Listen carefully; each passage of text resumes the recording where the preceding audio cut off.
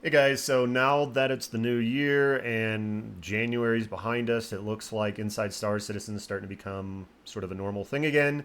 And so this episode is going to be my reactions to the content-driven focus that they've had recently. So that's been started out with Save Stanton, and then it's shifted to Fight for Pyro, and they're just kind of continuing that way. So I have some thoughts, but just going to get through the video, and then I'll pause along the way as far as kind of what I'm thinking and what I've experienced personally so far, and we'll see what they have. If you watched last week's 3-hour special edition of Star Citizen Live, you heard a lot about the evolution of this year's patches, how often they're going to come out, and how our shows are changing to reflect that. And if you didn't, well, I'm not really going to recap all that here. But this week, we sat down with some of the non-feature folk to talk about the content-driven side of this new initiative.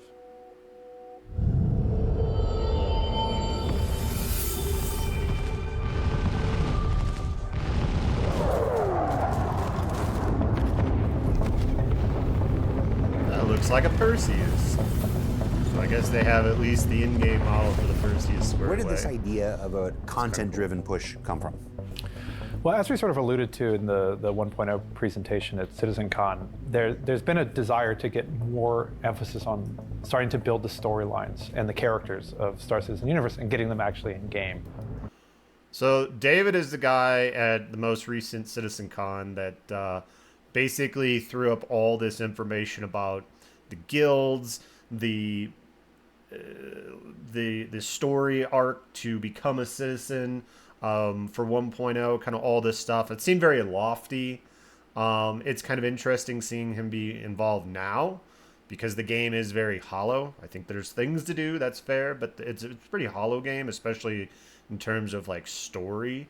So it in some ways it's kind of cool that he's involved earlier to maybe make that a reality by 1.0 at least, if not sooner. So anyway. The way the content patches are going to break down are we're ultimately trying to provide new content to you each month. Alongside all of this, we're going to be essentially providing new missions, new events, kind of a lot of what we've done before, but taking it up to the next level. This was an opportunity to start figuring out ways to engage the players in a growing and expanding storyline. We're going to be sending you all the way around the verse, doing lots of different varied types of gameplay. You'll still be doing events that are prevalent to a story that we're going to be working on as well. I got you covered! As well as new missions that build up the I gotta stop it there real quick. So that's the only frustrating part so far, right? I haven't played chapter 3 yet for Fight for Pyro, but so far it is still, you know, I don't want to say 10-year-old, but very, very dated approach of you open up this text-based contract mission viewer, and that's it. This is as much detail as you get. You're not talking to anyone once you're at the location, and I would say just about everything revolves around either spaceship battles, FPS battles, or moving boxes. That's about it. You know, as far as expectations wise, like that probably would have been pretty cool 5 years ago. Today, the thing I'm thinking the most is it's lip service. It's not really anything awesome. It's something to say, we know this is going to take longer than we had planned. It's definitely going to take longer than you thought it would. But here's something to keep you busy and distracted with, which is decent, right? It kind of keeps people playing and funding the game. Hopefully, probably, maybe. But that's what I think it is. I think it's lip service. And it's also maybe getting some of these story folks involved sooner instead of waiting like another year or two and then trying to piece it all together. So there could be some silver lining, but I think this is largely lip service, but let's play on. The existing roster that we actually have in game already. There will be some content that is only there for a limited amount of time, but ultimately a lot of this content is still going to persist when we hit to Star Citizen 1.0. So we're actually building out the larger content map that exists in the game. On top of that, there's going to be a huge focus now on stability and quality of life too, because we want a stable environment. That is interesting. Save Stanton, that was billed as a one-off event. You could get your reward, but it's never coming back. It was only being used to develop sort of like the mechanics that can be reused in the future for other content. So it seems like they're blurring the lines a little bit more. For our developers to work in, but we also want a stable game that's less buggy, less crashes, and much more pleasant for you guys to play day to day. What's the word? Today's been rough. As far as the structure for how we're going to tell the story, one of the things that we were kind of excited to try for it was actually utilizing a storytelling structure that's usually used in TV shows. Basically, there's usually an A story and a B story that happen within a single episode. If you're Seinfeld, you have a C story as well, because they're just that good. But there's the A story is sort of your primary story, your B story is sort of a supplemental ancillary story that sometimes can feed into it, but sometimes can be standalone. And it's just a way to kind of keep the scenes dynamic and kind of make them feel alive. So what we're trying to do is actually utilize kind of a similar thing, but stretched out over a longer period of time. And the idea. So this is kind of bothering me because I can't tell if they're talking about things to come, purely future tense, or if there's an aspect of current, i.e. has Save Stanton and Fight for Pyro so far been part of this storytelling? Because whatever he thinks the story is that's being told, I don't know that that's what it actually comes across from a player experience standpoint. I mean, I'm under the impression most people maybe read a little bit of the contract or mission, and then they go, blow some stuff up, get their money, and that's it. It doesn't, there's no cutscenes, there's no dialogue with an actual like NPC or character in game. There's nothing that pops up, there's no audio, there's no video. It's just some text in the contract screen manager. So I really hope that he's talking only future tense, because otherwise, like, this has to fall short. Like, if you compared this to like a TV or a movie experience, it's like a 1 out of 10. I don't even know if you give it that. I mean, we've had text-based, stories in games for decades. So, idea being that it makes the universe feel bigger. So there's not just one thing happening that's consuming the entire universe. But also, if you're not interested in the A story, if for whatever reason it's not engaging you, you have something else that you can kind of do. So the idea is that hopefully that one of the two stories, hopefully both, but if not, one of the two stories will be fun and exciting and kind of offer a new insight to the Star Citizen universe. Currently, the plan is actually that the A story, we've already started it, and is actually going to be going through September. And then the B story is a little bit smaller, but it starts basically in April and goes on. So it's a multi-month thing. So it goes on until about October.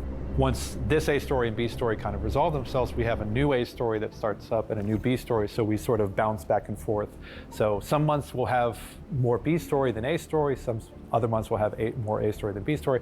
But it gives us a way to kind of, again, pull in a lot of different facets of the universe, and whether it's gameplay, mission types, ships, and not have to figure out one overarching narrative that somehow encapsulates everything. This doesn't replace that big storyline that we talked about at CitizenCon. No, this doesn't replace that, the 1.0 story, but it is actually kind of offering an exciting opportunity to kind of lay the groundwork for that type of storytelling in the game. Yeah, that's a little odd too. It makes it sound like, again, this is lip service. This is 1.0 is some big, bold plan, but it's very far off. We can't give it to you now. We can't give it to you soon. So hopefully you like this. And it does give them sort of a practice dry run in getting towards there. So there's some benefits to them. There's some benefits to us. I don't know that it's great. It would be nice if 1.0 was more complete and sooner. But this might just be the best we get.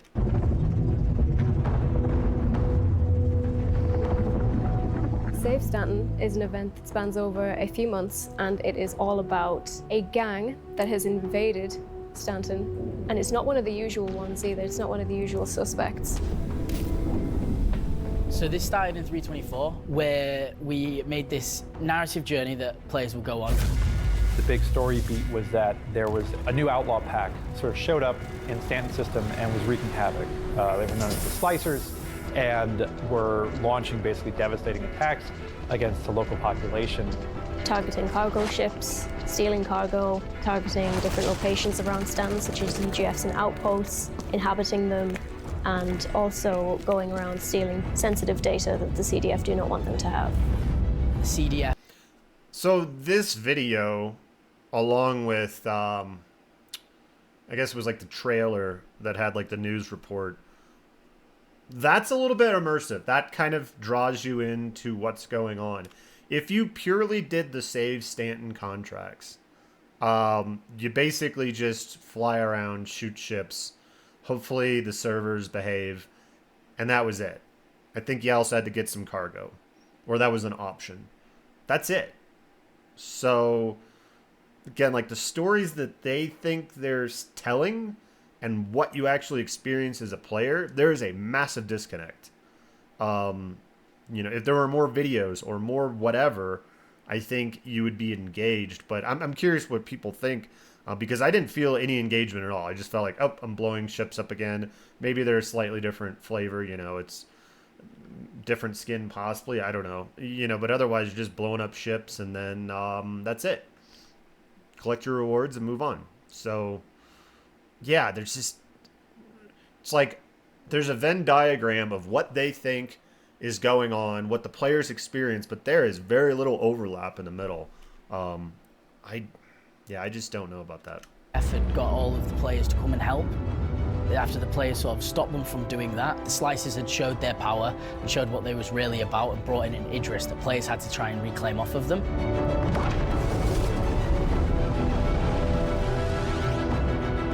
The viciousness of the attacks and the sort of unprovoked aspect of it is just sort of highlighting effectively what the problem is with Pyro, is that you have this sort of lawless haven for outlaws right next door to Stanton, and basically they have the freedom to kind of come and attack when they want to. So these people just lived in a hole and decided to come to another place and make it a hole? Some people just love chaos. Well, that's the way of the world.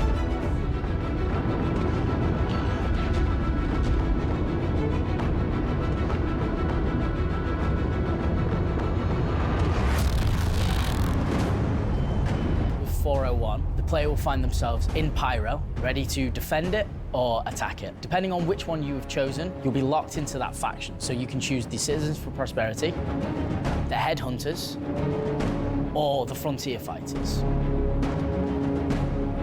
If you're working for the Citizens of Prosperity, you're doing more aid work. You're there to help people. You're not really doing much combat work. They're trying to make sure everyone survives this by passing out food, water, medical supplies. They're basically like, we believe that there's good in this system, there are certainly bad elements, but you're just going to exacerbate the problem by trying to solve it with violence. And the Headhunters are an old-time gang who've lived there for a long time. They know the land, they know the rules, and they're unhappy that these rules are being crossed. Headhunters would want you in their group because they kick ass and they're fun to hang out with. So they're on the offensive. I agree they're here and they're going, you're not attacking our home. They're basically going to be just trying to kill the Frontier Fighters. And the Frontier Fighters want everybody dead. They're going nuclear Earth. You will be killing civilians. You will be killing Headhunters. You'll be killing Xenothreat. They don't care who. If you are in Pyro and you're not them, you're dead. What's up the Frontier Fighters' ass? A lot of explosives. They're perfect for someone like the Dark Just had Lord. Taco Bell for lunch. I don't know what that says about him. Yeah, you do. Yeah, I do. Frontier Fighters is basically justice for Stanton. They just want to live life in Stanton without being interrupted every 5 seconds. They want to make sure that this doesn't happen again. Are you being honest about the Frontier Fighters right now? No.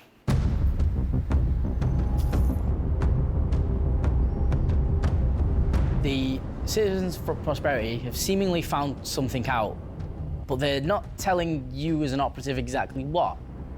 They are sending you to defend their data runners, and they're trying to get them out of Pyro, and they're asking you to go on the offensive now and attack the Frontier Fighters.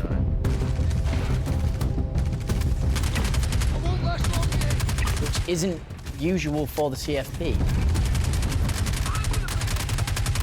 They're trying to be more of a peaceful group in this operation, but now they're not.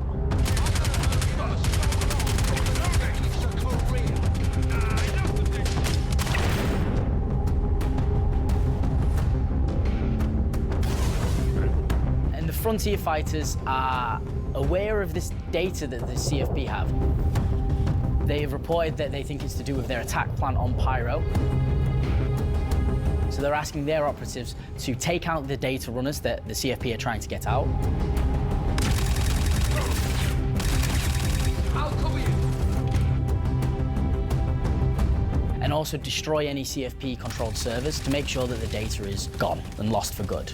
And the headhunters? Headhunters, again, carrying on their violent approach of sustaining their locations.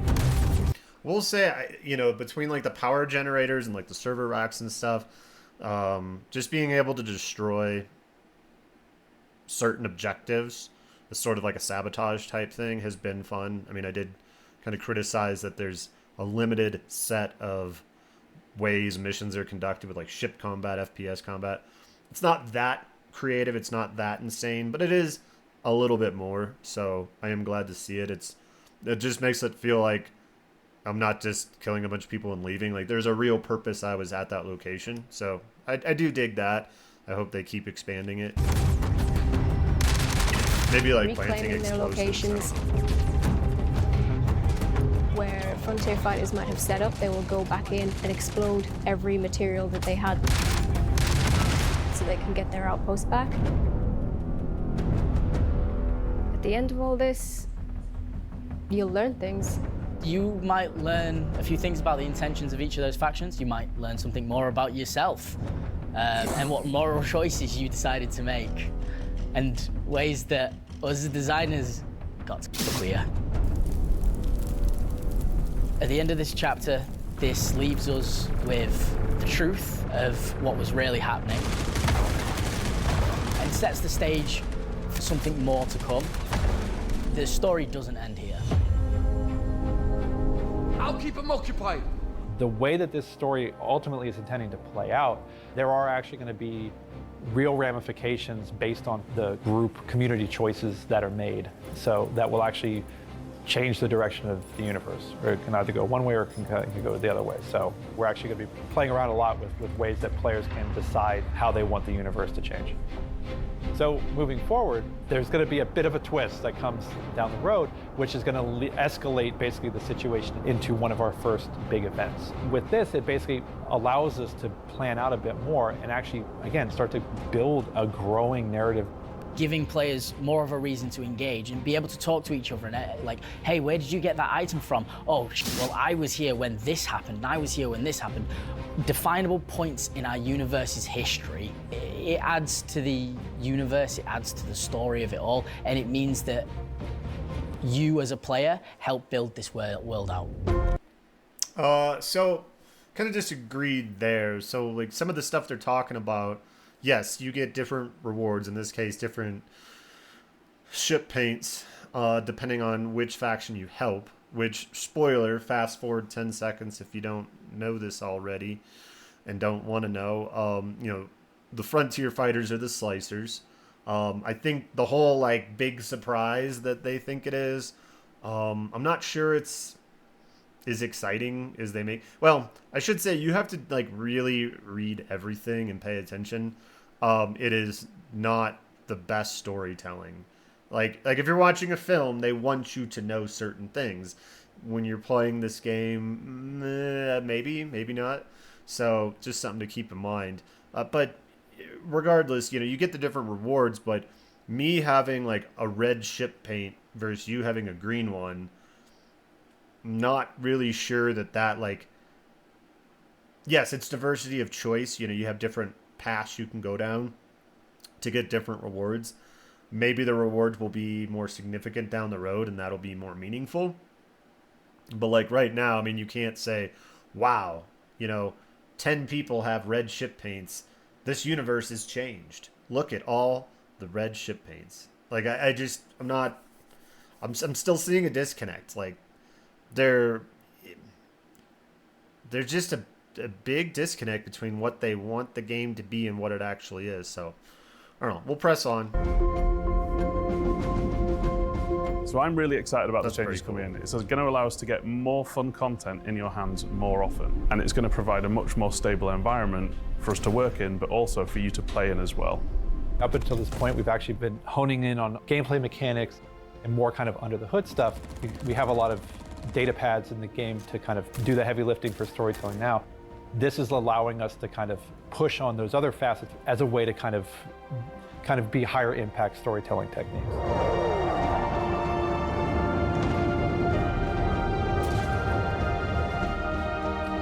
So with a patch almost every month this year, building the narratives of the Stanton and Pyro systems with new content less reliant on big feature work, and packed between as many bug fixes and refinements as we can manage, we aim to deliver a progressive series of improvements in storytelling that will change life in the verse for the better throughout 2025.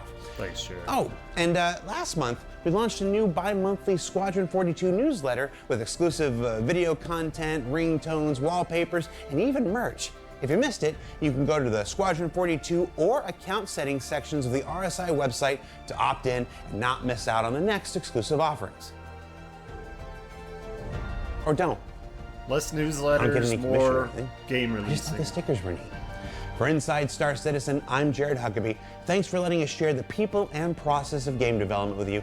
And we'll be back in 2 weeks with a look at Alpha 402, Supply or Die. So yeah, I think overall, like the hot fixes and stuff, they've improved the game. Having these events gives you something more to do than just more mining, more salvaging. So I dig it.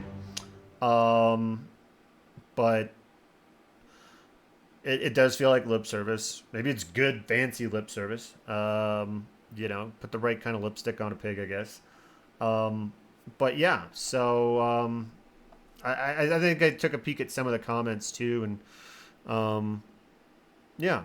So anyway, pretty cool.